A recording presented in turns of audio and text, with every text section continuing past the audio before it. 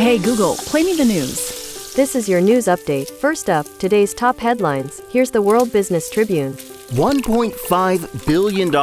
That's the estimated worth of paintings that have disappeared in the world's largest art heist. Law enforcement officials have yet to take anyone into custody. Next, a local story from Minneapolis.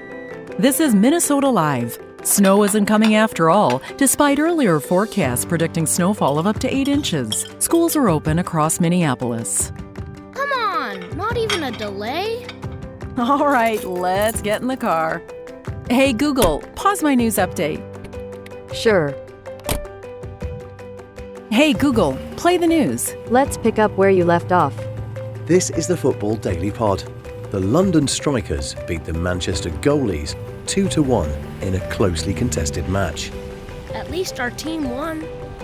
Coming up are some deeper dives. Here's a story about